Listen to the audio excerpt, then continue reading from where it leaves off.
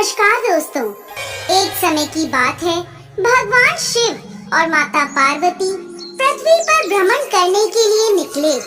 शिव जी ने पार्वती जी से पूछा कि आप 12 महीने के रास्ते से चलोगी या 6 महीने के रास्ते से? तो पार्वती जी बोली, मैं 12 महीने के रास्ते से चलूंगी।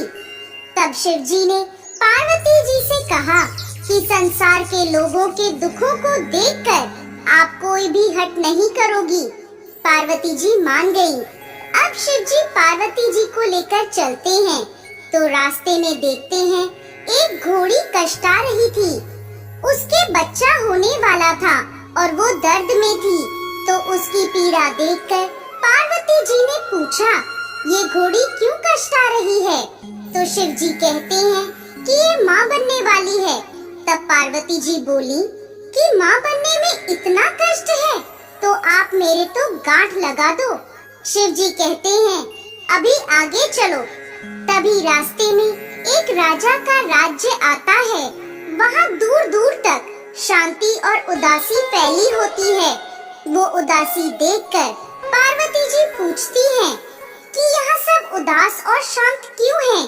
तब गांव के लोग कहते हैं, हमारे नगर की रानी माँ बनने वाली है और कष्ट में है, इसीलिए हमारे गांव में उदासी छाई है। तब पार्वती जी फिर शिव जी से कहती हैं कि माँ बनने में इतना कष्ट है तो आप मेरे गांठ लगा दो। वो शिव जी के पीछे पड़ जाती हैं, पर शिव जी उन्हें ये कहकर आगे बढ़ जाते हैं कि यदि एक बार गांठ लग गई तो दोबारा नहीं खुल सकती। अब जब वो आगे बढ़ते हैं तो देखते हैं कि रास्ते में एक गाय कष्टा रही थी। उसकी पीड़ा देखकर पार्वती जी फिर बोली, माँ बनने में इतना कष्ट है तो आप मेरे तो गांठ ही लगा दो।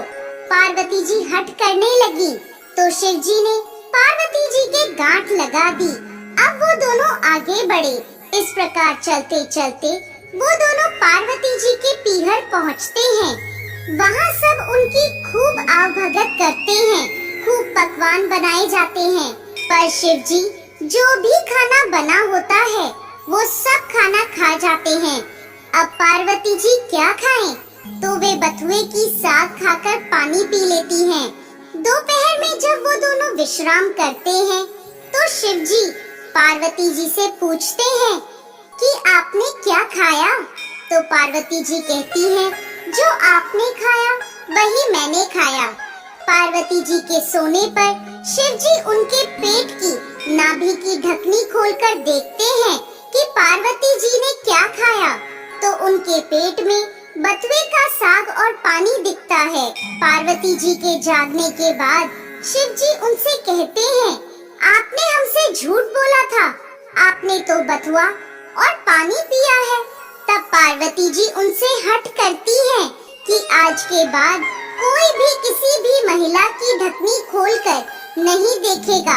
अर्थात आज के बाद कोई भी किसी भी महिला के पेट में नहीं देख सकेगा, क्योंकि किसी भी महिला के पेट में उसके ससुराल और पीहर की लाज होती है। आप वचन दें। तब शिव जी को वचन देना पड़ता है। उसके बाद से अब तक किसी की भी ढकनी नहीं खुलती है। अब वो दोनों वापस कैलाश पर्वत की ओर निकलते हैं तो रास्ते में गाय अपने बछड़े को चाटती हुई मिलती है और खूब खुश दिखाई देती है।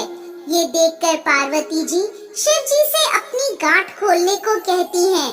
तो शिव जी कहते हैं, मैंने आपको पहले ही कहा था कि गांठ मत लगवाओ, लेकिन आपने तो जिद पकड़ ली। अब वो दोनों आगे बढ़ते हैं तो राजा के गांव में खूब ढोल नगाड़े बज रहे होते हैं, मिठाइयाँ बांटी जा रही होती हैं, लोग खूब नाच गा रहे होते हैं और खुशियाँ मना रहे होते हैं। पार्वती जी लोगों से पूछती हैं, यहाँ क्या हुआ? तो सब बताते हैं, नगर की रानी के यहाँ बेटा होने की खुशी का जश्न मनाया जा रहा है। इसी तरह वो आगे चलते हैं तो उन्हें घोड़ी भी अपने बच्चे के साथ खूब खुश दिखाई देती है। ये देखकर पार्वती जी फिर शिव जी से गांठ खोलने की जिद करने लगती हैं। तो शिव जी कहते हैं, मैंने आपसे पहले ही कहा था गांठ मत लगवाओ। यहाँ मृत्यु लोक में हर चीज आपको लुभाएगी, परंतु आप नहीं मानी, आपने जिद पकड़ ली। पार्वती जी के फिर हट करने पर शिव जी पार्वती जी की गांठ खोल देते हैं और वो दोनों कैलाश पर्वत पहुंच जाते हैं।